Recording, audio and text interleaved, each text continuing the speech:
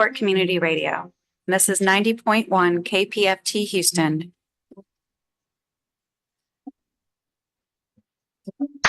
Welcome to Politics Done Right. I'm Egberto Willies, your host. Good morning, Houston. Good morning, Harris County.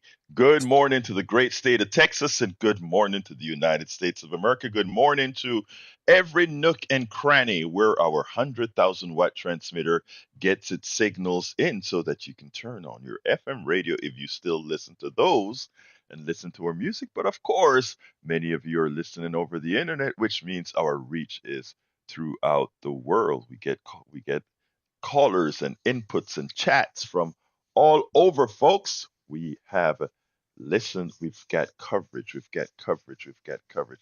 Anyway, folks, how was your weekend? I trust your weekend was good. I had an interesting weekend this week. I'll talk a little bit about that before we get into the program.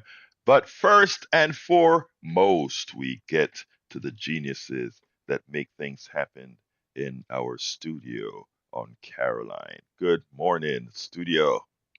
Well, good morning from the cranny of KPFT. I'm sitting here in the cranny, not wanting to come out. I'm up on the nook. Are you? I'm up on the nook. Oh, okay, well, good for you. I'm anxiously awaiting the Donald Trump bond thing today. This should be very interesting what happens. I mean, is somebody going to ride in like the cavalry and throw down $454 million to save the Donald? I don't think so. I think he's going to be saved. Look. I'm sorry. The guy is going to be. I think rich people are going to come to the rescue because even as bad as Trump is, what they see in him is they don't want. This is my opinion only, folks. I don't think they ever want to see a super rich person that is in the top X% of us to have a problem because they look in the mirror and say, "Oh, suppose the masses come for me." We can't set that precedent. That's my thought, but I could be wrong. It's going to be when we come for you, not if.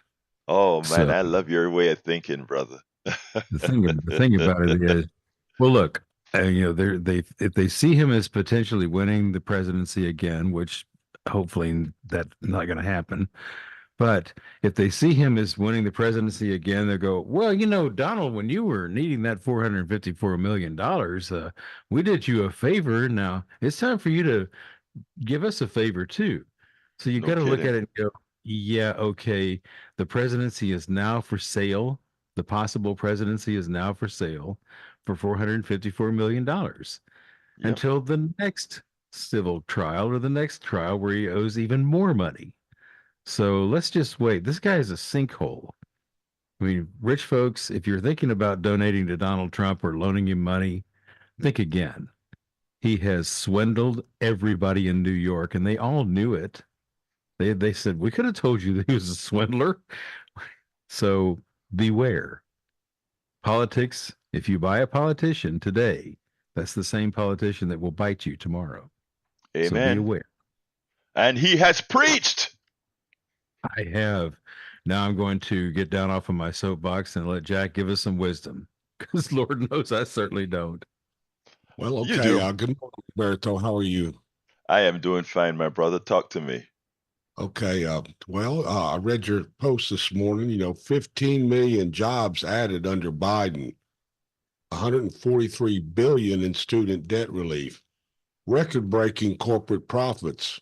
Well, 2 out of 3 ain't bad if the corporate would pay their fair share of taxes. I could not agree more. I was just waiting because this is one of your shortest bouts with wisdom, brother. But, hey. Well, I'm slipping. It's Monday. But no, actually, it's not slipping. You were just efficient. You were just efficient. So, hey, love it. Okay, But, that is efficient. true. Yeah, we're going to call you EJ, Efficient Jack. All right, EJ, Efficient Jack.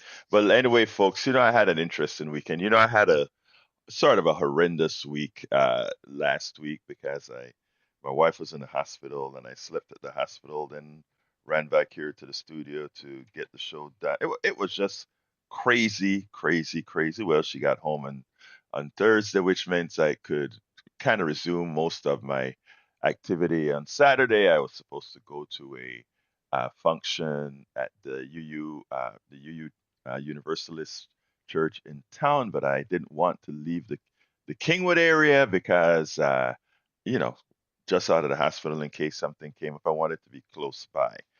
Uh, but I really got a few things done still. I went out for one of our coffee with Egberto, one of the people who went ahead and did that.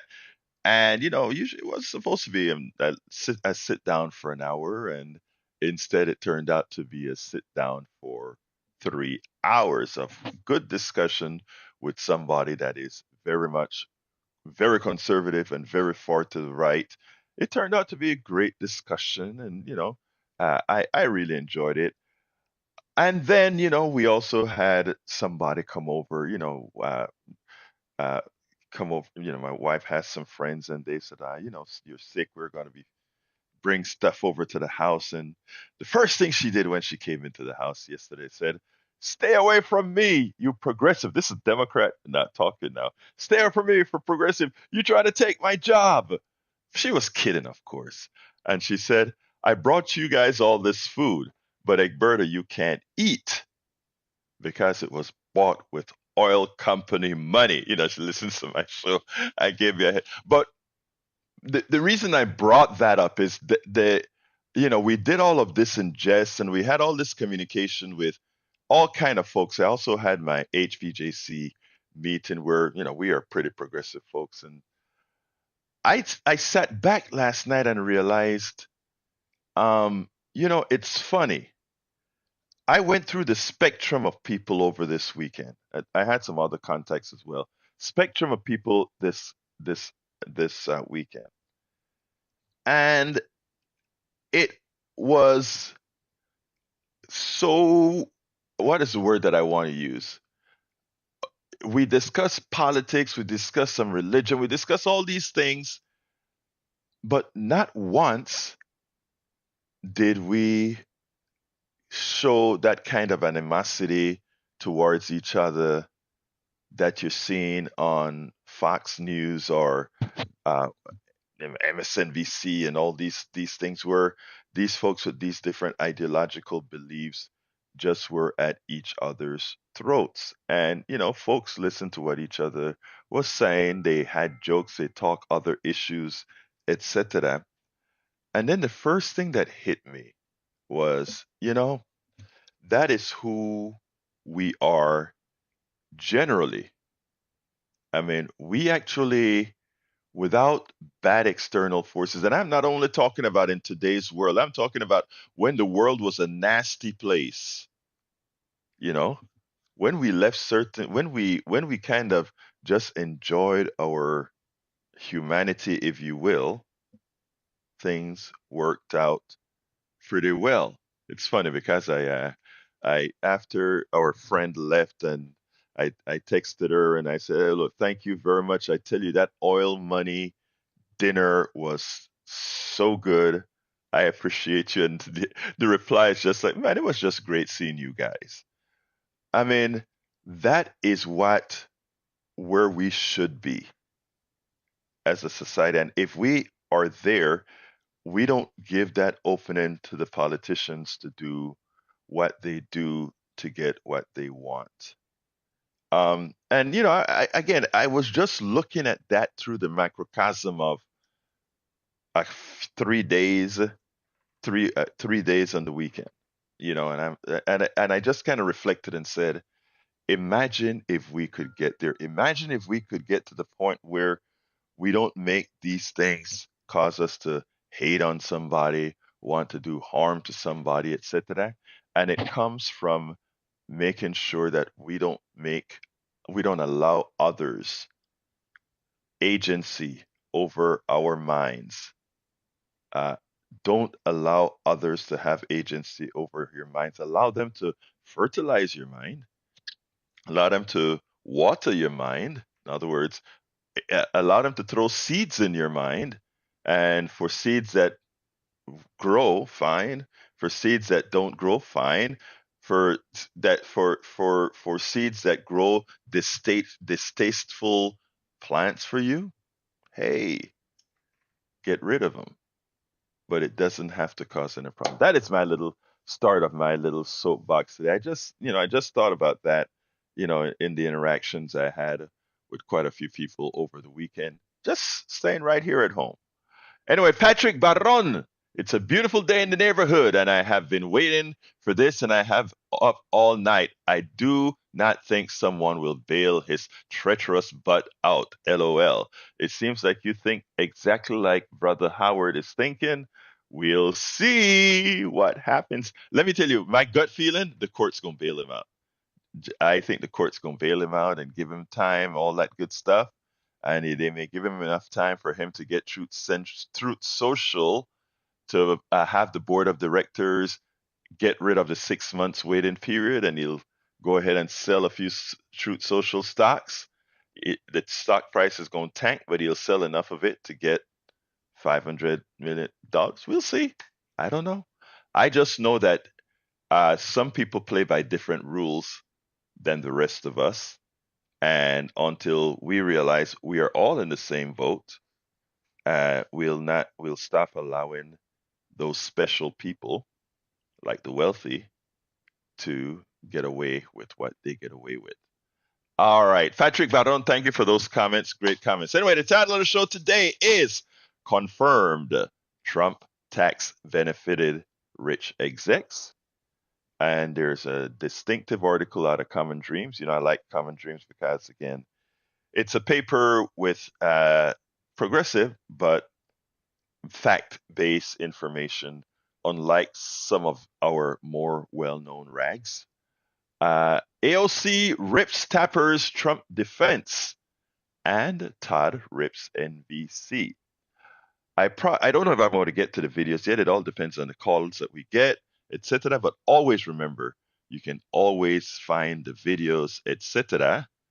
at let's see, KPF, or rather, politicsdoneright.com / newsletter. Melanie Keelan says no sound. Is anybody else here seeing no sound? Because I see that we should have sound. I'm transmitting over well, and I see that I'm transmitting over the internet as well. So please confirm that the no sound is real. Melanie Keelan in Barcelona, Spain. Please confirm that we are transmitting over the internet. I'm seeing signals. I want to make sure that it's not something on your side. Anyhow, so I want to start, however, with what we talk about all of the times, and that is, as predicted, the 2017 Trump tax cut went to the wealthy. That's who it took care of. And we said it. And the reason this is important is that Donald Trump, during the campaign, is going to talk about Biden raising your taxes, and that the great tax cut from Donald Trump did great for the economy, and it lowered people's taxes. And you're going to sit down, and many people are going to sit down and believe that, not realizing several things that occurred during the 2017 and beyond period. The way the deductions were handled, you got back more of your money up front because, the way you handle the deduction, you got back more of your money. The withholding that they do, they made it seem like you were getting more pay, but at the end, where you expected that big tax return from Uncle Sam, which, by the way, if you're getting a big tax return from Uncle Sam, you're loaning your money to Uncle Sam tax-free. But anyhow, the rich people never do that. They never give their money to us tax-free. So you shouldn't give your money to us tax-free by not taking out the minimum amount of deduction to ensure that the IRS only takes out the amount of taxes. You got to be aware of that. But anyhow, so it turns out that you never got the tax cut that you thought you got. So here it is. A high-stakes tax policy debate will accelerate this year through 2025 over, and let me stop. Please give us a call at 713-526-5738. Again, that number is 713-526-5738. Extension number 2 to get on air right away, and the phone lines are wide open. And as I said, you come first. If worst case scenario, you just read or listen to our videos, watch our videos, etc. From our newsletter. Anyhow, a high stakes tax policy debate will accelerate this year through 2025 over the pending expiration of the individual income and estate tax provisions of the 2017 Trump tax law. Policymakers should use this opportunity to work toward a tax code that raises more revenues, is more progressive and equitable, and supports investments and make the economy work for everyone. As the debate unfolds, policymakers and the public should understand that 2017 Trump tax law was skewed to the rich. Households, listen to this, households with incomes in the top 1% will receive an average, or I should say receive an average tax cut of more than $60,000 in 2025 compared to an average tax cut of less than $500 for households in the bottom 60%, according to the Tax Policy Center. As a share of after-tax income, tax cuts at the top for both households in the top 1% and the top 5% are more than triple the total value of the tax cuts received for people with incomes in the bottom 60%. So you see how even not just in people earning, but even in the tax policies that we get, we constantly skew more money to the top. Now, basic math, folks, I mean, there is a contention that some will always say, if you make more, of course, if you make more and they give you a percentage tax cut rate, you get a much larger amount of money, which is true. But I like to postulate something. What this means is, let's do this, because this is something that always behooved me.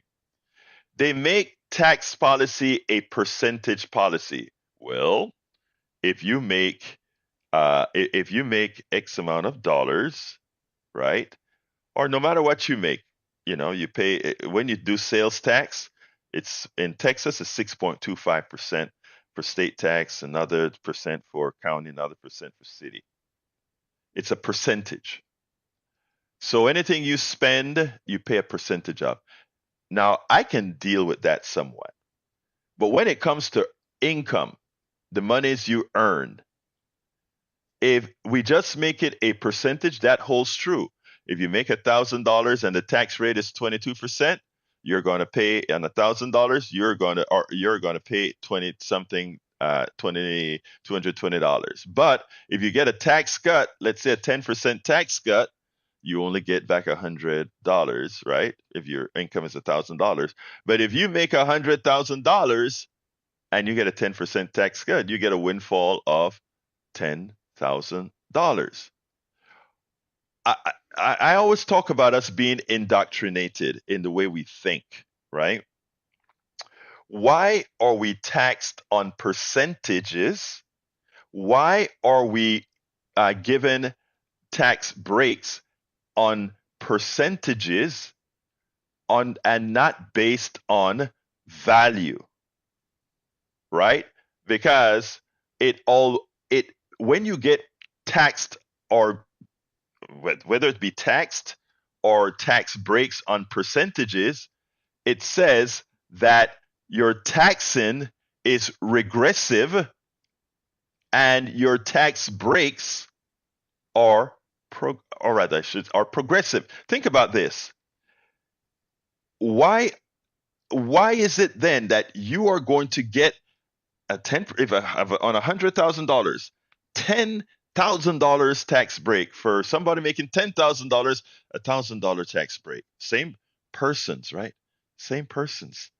I mean, same kind of income, but you get a huge amount of money from your government because you are wealthier. Shouldn't the government say, well, you know what? We're going to give tax cuts. Let's give everybody $1,000 tax cut. I don't care if you make $1 million or you make $10,000. We'll give everybody the same benefit. That sort of a tax cut. Now, on the income side, then you say, well, why do we not just charge a fixed value on the income side? Well, that's not hard to evaluate. A progressive income tax. What it means is as you make more, you pay more, larger percentage of what you make. And why is that fair? Some people say, well, I work hard. First of all, in the case of stockbrokers, etc., I mean, taking 90% of their income is fair. I mean, if you sit on your butt and move papers and other people do the work, and you think you're entitled to all the money that, based on the flaws of capitalism, you make, I mean, that is indoctrinative teachings. Because if somebody who knows how to make a mill, somebody who knows to make bread, somebody who knows to plant and grow crops and feed the world, don't make that kind of money, and you sit down and you sell the crop the farmer makes, and by selling the crop the farmer creates, or creates with the help of nature, that you are entitled. Rich people like to talk about people who get Social Security and all of that as they feel entitled. Well, you feel entitled to make money on something you can't produce. You cannot produce. You feel entitled that if you sell the pieces of paper, the futures, that's what they call it in commodities terms. If you sell the futures for the farmer, you feel it is okay for you to make more selling futures for that farmer sitting your butt in an office in New York or Chicago than that person who goes out on the farms and till the soil and plant the seeds and collect the things. You feel entitled as the executives in an auto manufacturer to go ahead and make the money when the guys on the line are taking the risk of losing their fingers, their limbs as they build your cars. Right? I'm going to answer the pro athlete in a minute, Eric Hayes. You feel entitled to that, right? No, it shouldn't be that way. Because again, those who execute and build the things should not, to be honest, should not make less than the people who sell it. I remember I had a product called, well, I still have the product. It's just old now, but it was called ComDRV, and the product was sold for $189. And to build that particular version of the product, it took me, I don't remember how many months to create it, debug it, create the manuals for it, and put it on the market to sell it, etc. And then a reseller comes in, and then they say, we'll carry your product. You'll get 40%, and we get 60% for putting it out there on the market.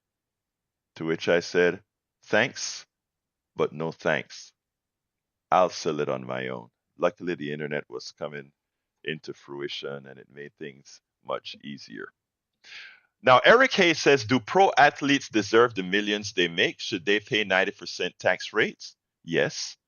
First of all, do they deserve the money they make? No. Since when, putting a ball in a hole, I love to watch, but it does nothing for society other than giving me comfort when I am not developing software or writing a blog or something like that.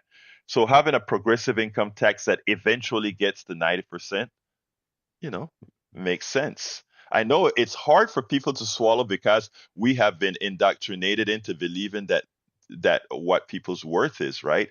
And it's hard to think that an economic system cannot survive when you have skewing in wealth this way, not because of your value to society, but because of the way capitalism works.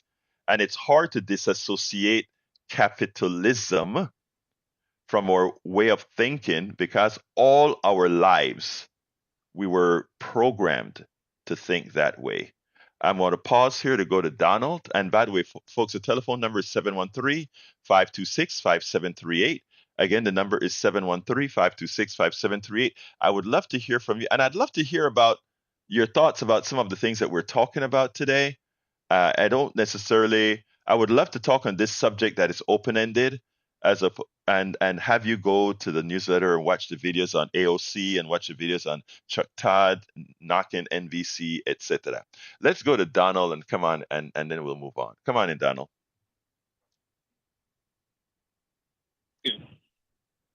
Donald, you're on. Okay, how are you this morning, Alberto? I am doing fine, my brother. Talk to me. Okay. I had a problem this weekend. Hmm. Okay. I'm taking my son around and he's trying to get car keys made for his classic car and blah, blah, blah. We finally found somebody. And it was an old hardware store on the north side.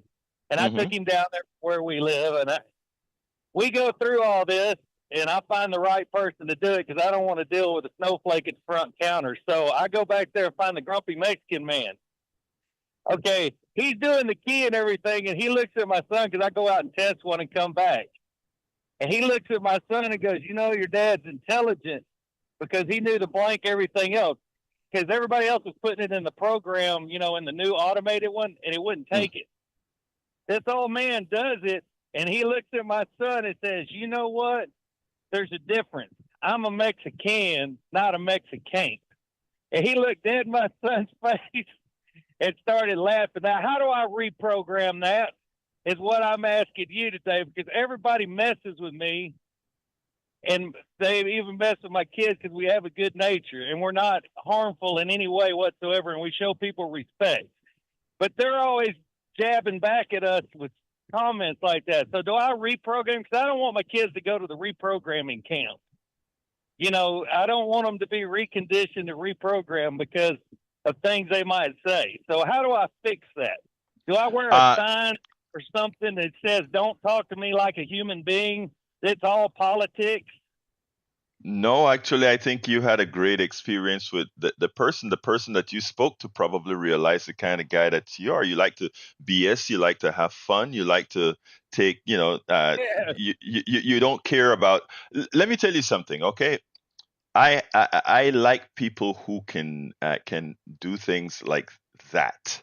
Okay, and how the brother spoke to you, he looked at you and said, "Hey, yeah, I can BS with this guy because your spirit came over to him," and that happens, right? That was great. You had fun, and there's no reprogramming your son. Okay, if you teach your son good values, and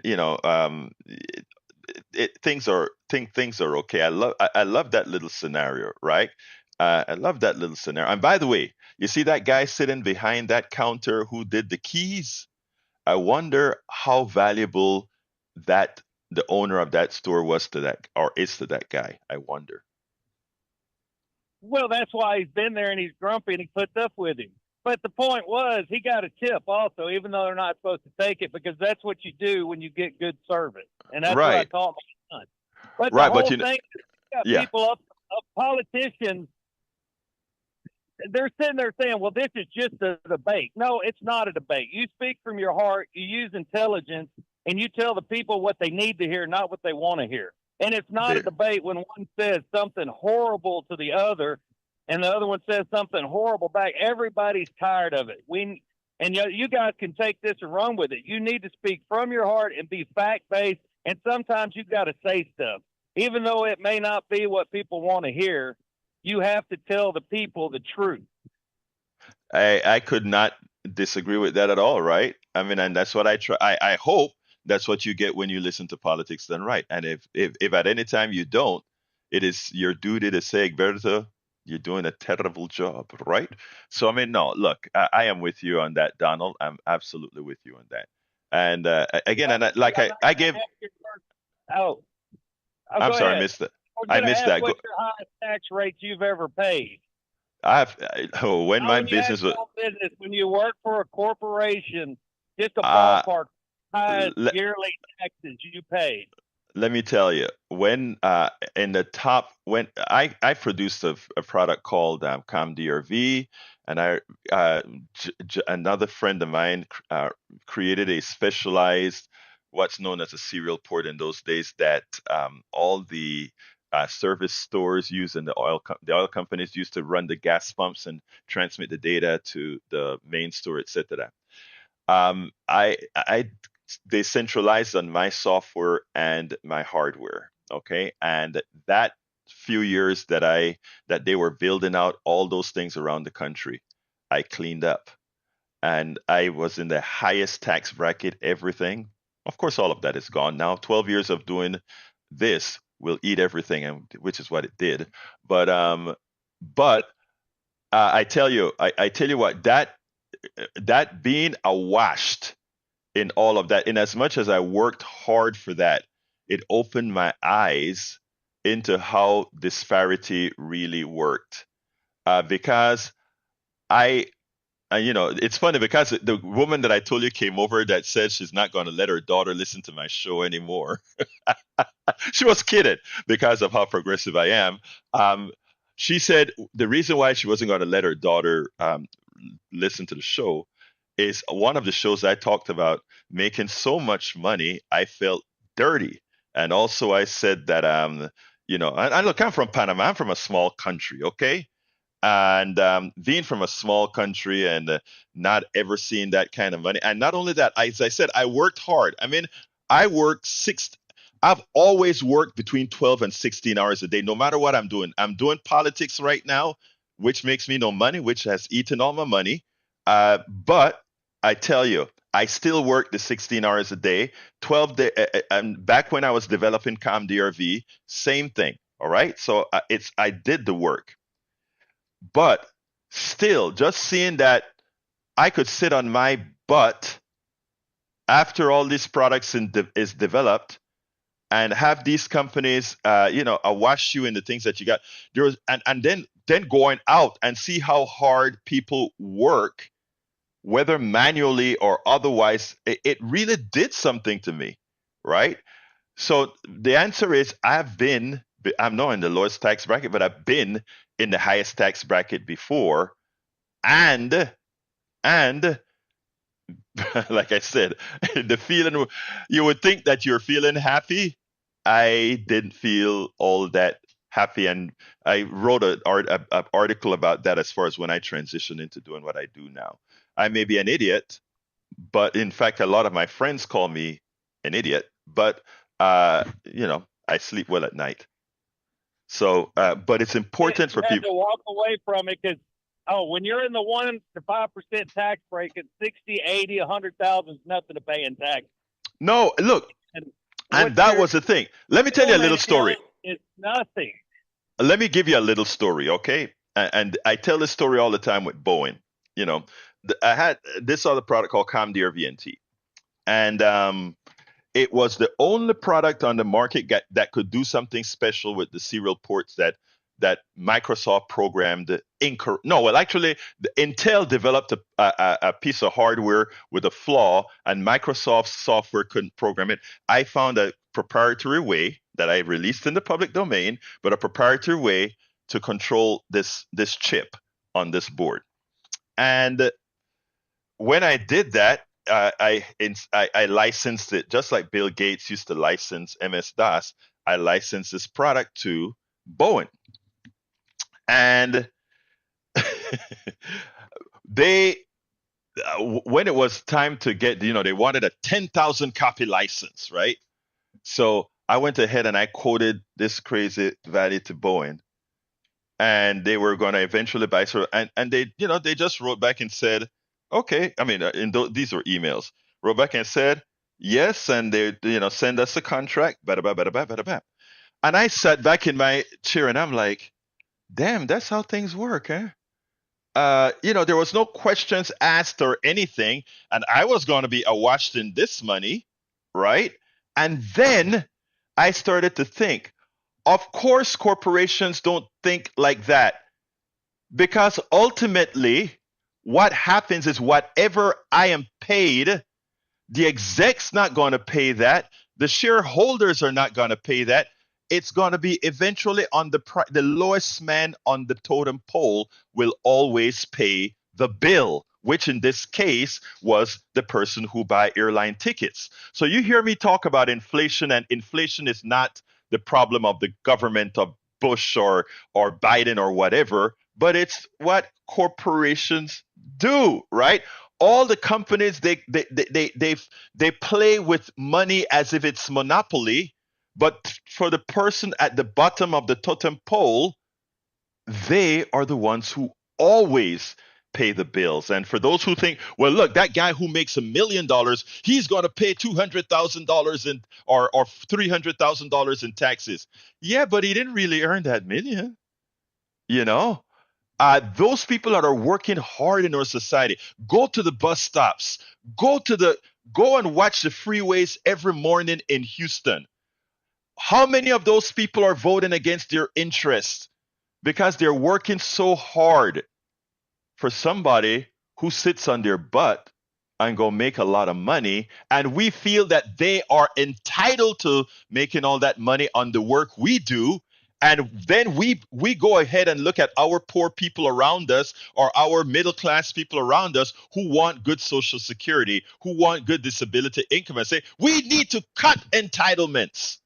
Well, isn't that guy making money on your back getting an entitlement from you?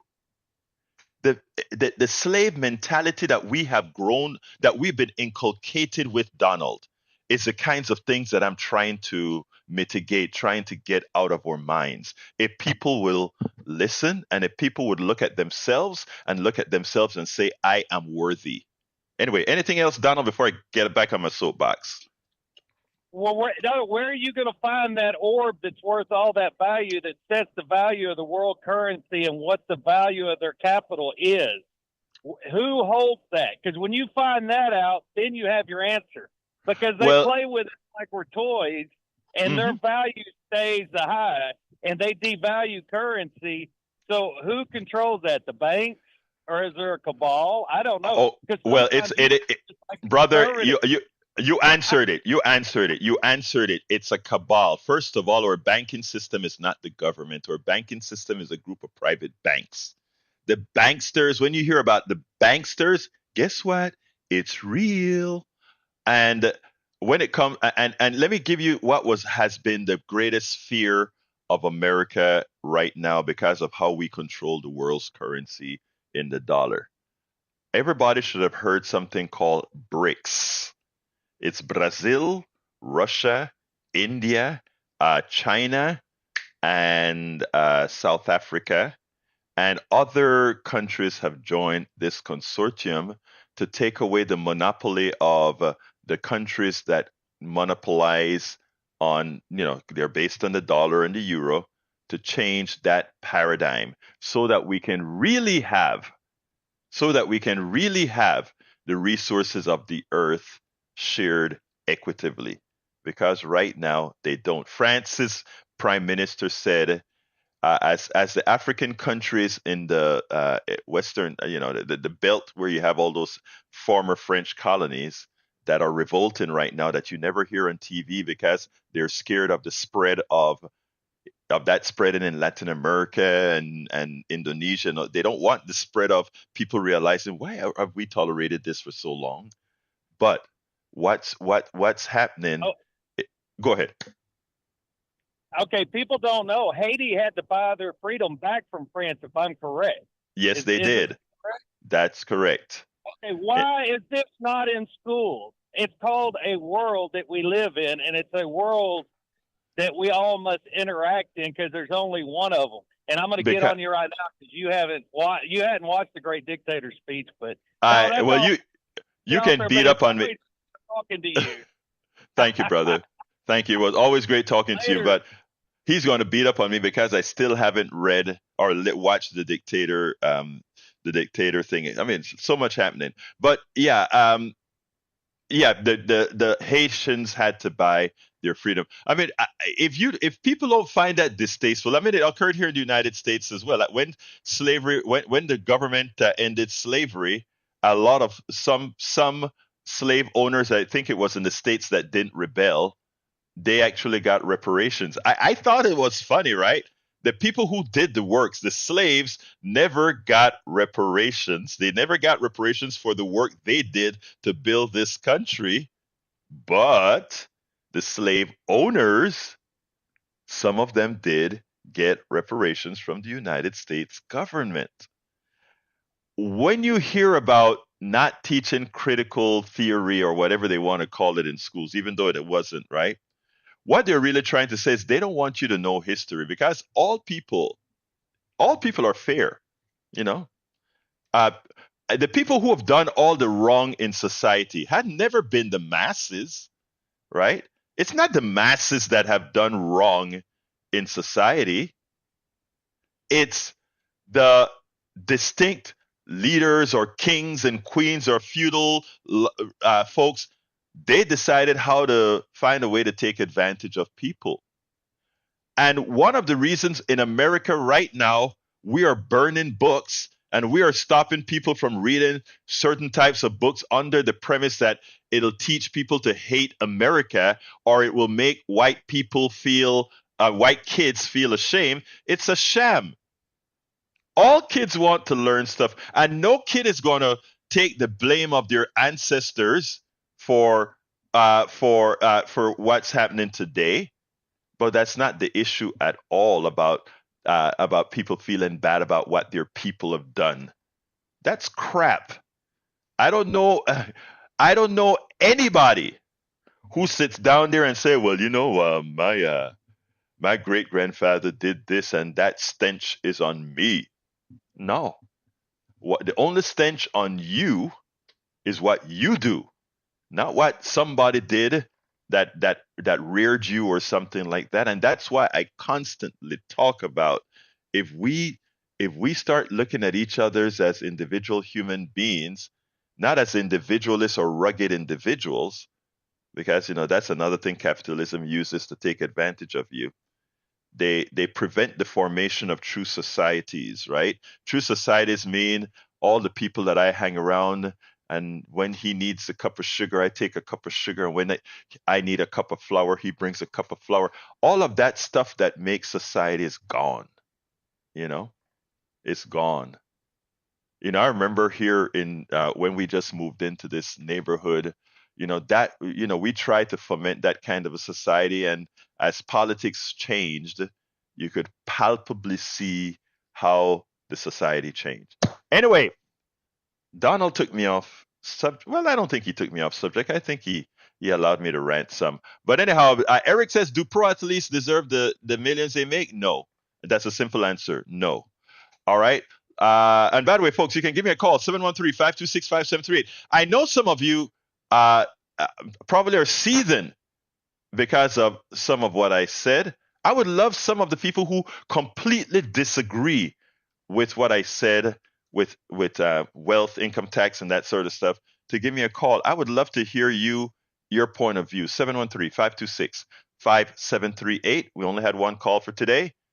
Did I bore you that badly? 713-526-5738, extension number 2. I got onto the soapbox because I didn't want to go solely onto the stuff that I prepared last night that you can go to the newsletter and read. But anyway, let's continue talking about how it benefited the rich. Jack, wake up, Jack. Well, since you went ahead and came on, what you thought about some of that? Agree, disagree? I don't care. Okay. I actually was paying attention, but it's the tax breaks that they give to the rich. It's the trickle down theory. It's Reaganomics. That was his whole idea. Supply side economics was what it's really called. But Reaganomics was, well, you know, if we make the filthy rich even filthier richer, that money's going to trickle down to your service people, which it didn't. Of course it didn't. And it's not going to. Anybody who believes in supply side economics or Reaganomics is nuts, because it's not going to happen. It never happened before, and it'll never happen. And that's what we're seeing with Donald Trump, or well, his presidency, supply side economics or Reaganomics, just by a different name, cutting the taxes on the very filthy rich and, you know, leaving the middle income folks crushed. because the Yeah. middle income folks are paying the bills, and we're disappearing rapidly into poverty because we never can go up. There's the paper ceiling that I've been seeing about. Oh well, this corporation requires you to have a bachelor's degree in what? Music videos. Oh well, yeah, that's fine. No, that should be they should really look into the labor laws as saying, okay, requirements for a job. Oh, you need a bachelor's degree. No, you don't. You just need to know what you're doing. Amen. Anyway, Amen. Jack has awakened here, and he wants to talk. Here we go. Jack, the floor is yours. It usually always follows privatize the profits and socialize the cost. Yep. Yep, Yep. that's true. That's true. So You know, we're gonna hand it back to you. oh no, no, no. I mean, if he's not, did you want to add something else, Jack? No. He says Okay. no. He's going Okay. back to sleep. Hey, don't sleep on me, brother. The phone may ring. 713-526-5738. Again, the number is 713-526-5738. This is the first time since we've gone to this format that in the mornings we've only gotten one call. We get at least 5 calls, sometimes 15, sometimes Where's the 20. mayor? And the mayor is missing. Is he 71 sleeping in? I think he must be sleeping in. I'm 713. telling you. Come on, Mayor. 713-526-5738 is the number to call in. But what I really want is I want to hear, we have the chats going crazy with Eric. And by the way, hello, Bongo Dave from Indiana. Thank you for being here. We have Melanie Keelan from Barcelona, Spain. Bongo from hello from Indiana. Patrick Barron. I forgot where Patrick Barron is from. And Eric Hayes from the Kingwood, Texas area. Eric says teach financial literacy, and I agree with Eric 100%. And he said if he did not earn the million, that is opinion. Is it okay for 300K paid to government in tax dollars? Okay. Whoa, the phones are lighting up. I love that. I love that. I love that. Let's just start passing some through while you name them. So just go ahead and pass the 6684 through, and I will go ahead and ask the name on that one.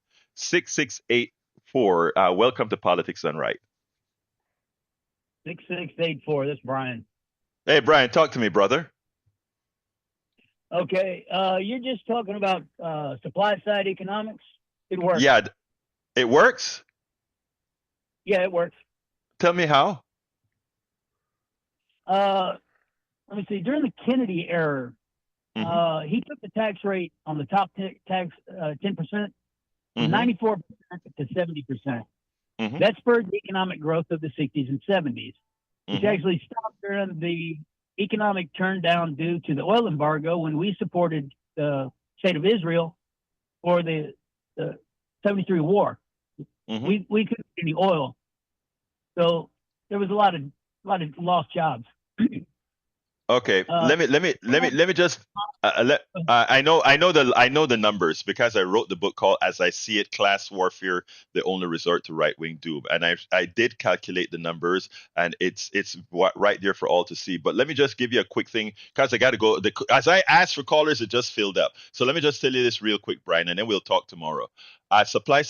Economics doesn't work for one reason. Supply side economics assume that the wealthy people know what the poor people and the middle class people want. So we give all the money to the top.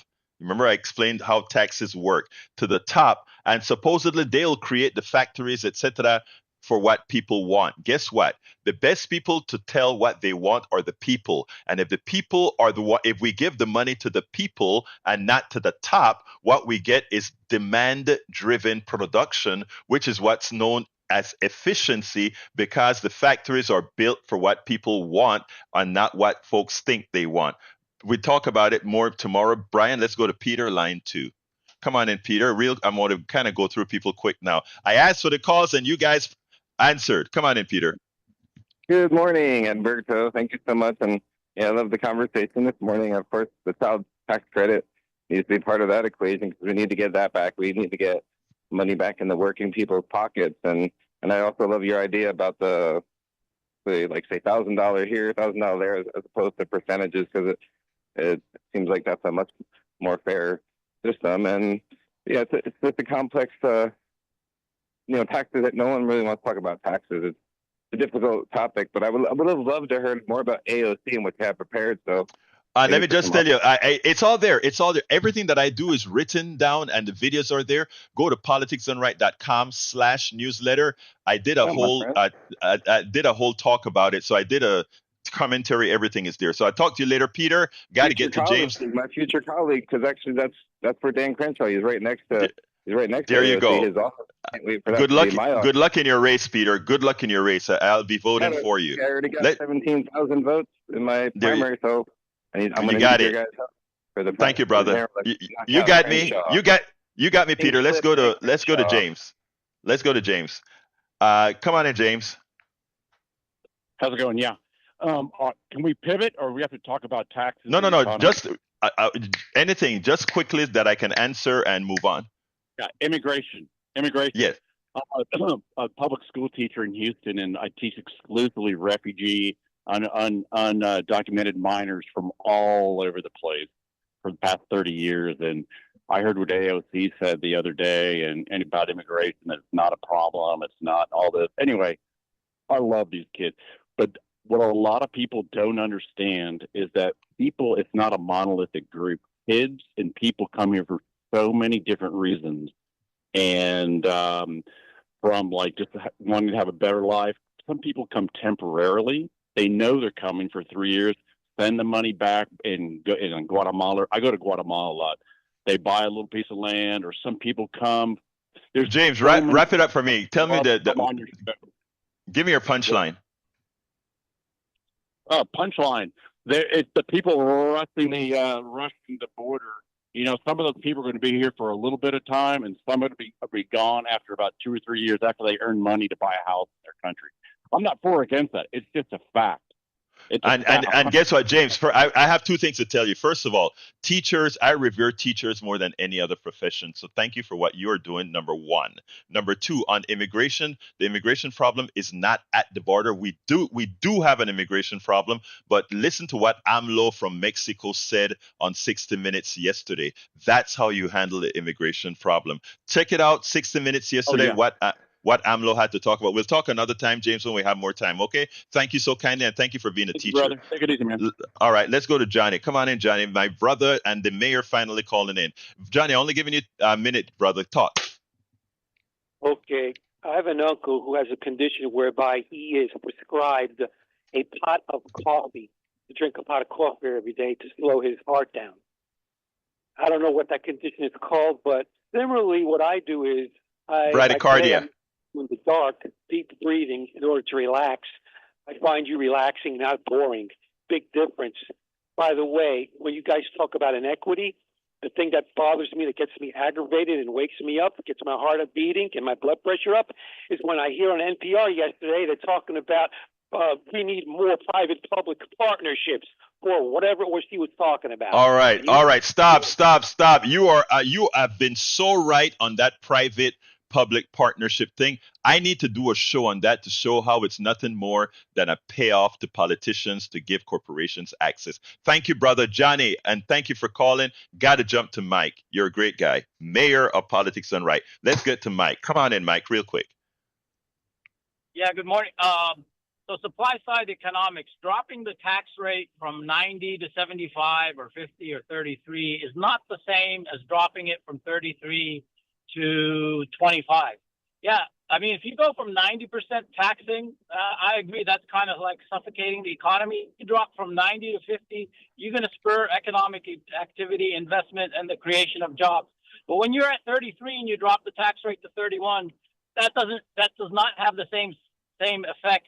That 33 going to 31 or 29 is probably just money going into the bank account. Mike, thank you for calling, but I want to say one thing very important to you, okay? Don't ever believe that dropping the tax rate is what increases economic activity. A dollar doesn't know from where it is spent. Let me explain. If I am a corporation paying 90% or whatever, paying 90% in taxes, that tax goes into the government coffers. That government doesn't put that into savings or something. It spends the money immediately. That money spent, economic activity is money spent not money saved. We have been lied to about dropping taxes, somehow creating economic activity. What happens really is we drop taxes without changing anything else. All we've done is printed money. It's how it appears on the books. Put the taxes, keep the taxes that way and put it out, it will still enter the economy. We can talk about that tomorrow. I got to go to gym, but Mike, don't believe the hype about tax cuts. I beg people to look at how the system really works. There's a difference between 90% and 30%. No, I'm not discussing about you. What you're saying, there's no doubt what you're saying is correct. But I want you to know that it's not tax cuts that create economic activity. So we'll talk about that tomorrow. Let's go to Jim. Come on in, Jim. Jim, you're on. Jim? I'm not sure where you're calling. Can you hear me? Yes, I can. Oh, hi. Okay. My name is Gil, not Jim. Okay, go ahead, sir. Yes, I just want to digress here with you on your subject. Can you briefly explain to me how was Social Security affected after the last 20 years? Why is there such reductions in payments and allegedly people being taxed on Social Security benefits? All right. I don't remember which law is it that started to tax Social Security benefits. I think it's an aberration. I think it was under Bush that they started to tax Social Security, either under Bush or under Clinton when the Republicans took over the Congress. Reagan. I can't remember which one it was, but It was under Reagan. It was under Reagan. Okay, it was under Reagan. Thank you, brother. It was under Reagan. So I thought that was horrendous when they did that, because it misses the point altogether. But Jim, I'm out of time, and let's talk tomorrow. I hope you're listening tomorrow, and you can call in earlier and we can discuss whatever you want to discuss. Thank you so kindly for calling in, Jim. All right, folks, we have to run back to the studio before we end this baby. Studio. I wish that I could tell you about the Reagan thing and Social Security, but we don't have the time. Tell me tomorrow. This. Okay, I will. Tell me tomorrow. That's yes. what you got. He says nothing. All right. It's all yours. All right, folks. Thank you, callers. Thank you, everybody. It's my fault that I kind of solicit the calls a bit too late. Let's do it a little bit early tomorrow. Thank you all. Love you all. My name is Egberto Willis. This is Politics Done Right. Stay tuned for Democracy Now! My name is Egberto Willis, Politics Done Right. And you know how I end this baby. I am what? Out.